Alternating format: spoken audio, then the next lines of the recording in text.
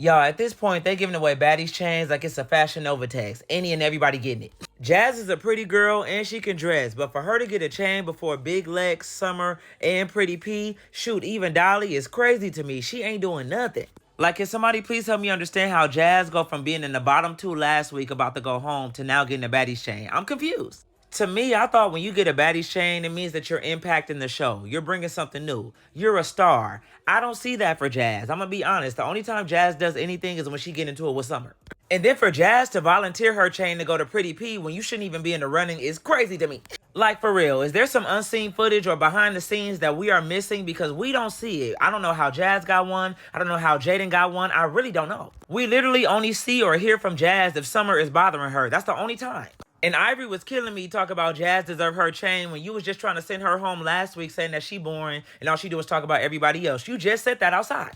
But now because you hate Lex, you lying to Jazz. Like, come on, Ivory. And I'm going to say this. Even though I feel like Jazz did not deserve that chain, Summer going over there to snatch it and make sure that it broke is big hater vibes. Summer really don't like Jazz, and she going to make sure that the world knows. Every time Jazz says something or do something, Summer always got something to say. Every time. And I'm going to be honest, at first it was hilarious when Summer was messing with Jazz, but now it's giving obsessed, for real. Give the girl a summer break, she's tired of school.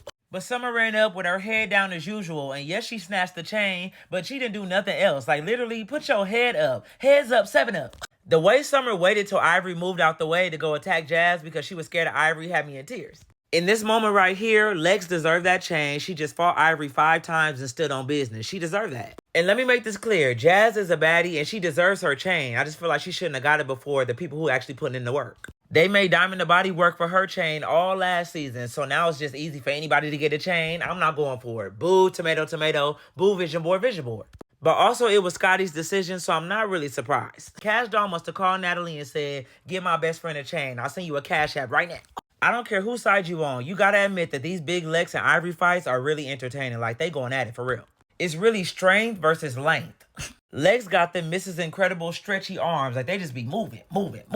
So I feel like that's why Ivory keep getting that eye because she running right into them long arms. But Ivory is strong and she using her weight to get Lex on that floor.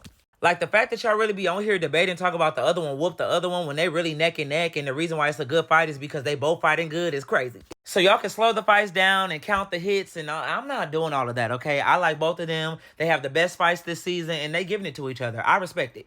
And Pretty P finally got her one-on-one with Diamond that she been asking and asking for over and over again. And I just really feel like Diamond is traumatized ever since the reunion with Tasiki. Like, she worried about her mouth. Like, she don't really fight the same at all. Diamond haven't been herself since. She fighting like she playing heads up, 7 up. Her head just down, just doing whatever. I'm like, Diamond, please. And I'm sorry, but I really wish Anna would stop talking. No wonder why Big Lex want to fight you because you keep jumping into everything. Anna really on Ivory's nuts this season like she a squirrel. Is giving Chip and Dale. Lex said your mouth is too big and you're too small. But Anna said shut me up and Lex did not do it. So, I don't know. Like, this whole argument confused me because I'm like, Lex, you did not go shut her up. And Anna, why are you so mad and loud? I was confused. And allegedly, because, you know, everybody is exposing the show at this point, they were saying that Lex knew that was Ivory's room because they was already in that house a day before, but they reshot the scene where the girls came in the house. And I don't know if it's true or not, but I guess that's why Anna was saying that Lex started it because Lex went back in Ivory's room knowing that was Ivory's. But I don't know what to believe at this point. What I do know is that Anna shouldn't have been in it because it has nothing to do with her. Nothing. But what was killing me was Sonic the Hedgehog acting like she ain't caused all of this drama in the house. You started this. Natalie was really downstairs on that couch like, oh my gosh, what's going on? Exactly what you wanted to go on. And then got on this bus acting like Miss Scary Mac when Ivory was pressing about whoever changed the names on the door saying that she wanted to fight. Natalie talk about, I'll take the blame for it. I'll take accountability for the OGs. No, it ain't for the OGs. You did it, but you scared. And then was in her confessional talking tough, talk about I did it and what? Please stop, Pikachu. I promise you, Natalie gonna have 32 security just in case Ivory try and get her at the reunion. Just in case. I had secondhand embarrassment for Slim this whole scene. Are you that desperate to get back on this show? It was sad. First of all, the makeup artists need to be fired. They hate you. The makeup got you looking green like you a Mucinex germ, like you Elphaba from Wicked. What's going on? And then the makeup artist on set is fake too because when she started crying, it looked like she was a melted candle. Why didn't y'all say, cut, let me fix her makeup? Y'all so fake. Second of all, Rolly said the only way that you could come back to the show is if you be her assistant and you actually agreed to it. Okay, Miss Simon Says.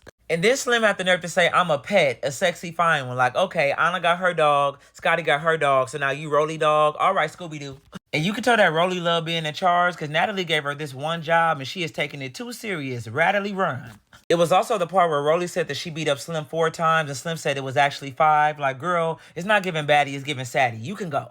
If you only here to help Rolly put on her faja and get Roly-Poly her snack meals, we don't need you on this show. Hang it up flat screen. This was embarrassing. I'm sorry. Diamond and Akbar squashed their beef. That's cool. But with the way that Akbar was spitting, I couldn't do it. I'm going to be honest. Anytime I see Sydney Star on my TV, I roll my eyes and press fast forward because she gets on my nerves. So I didn't see none of this. And then whoever kangaroo kicked Diamond outside the club is insane. I bet it was this lady right here. And then I always wanted to know, why do they always start the episode showing us these buildings and skyscrapers like we care? We don't want to go on a tour guide.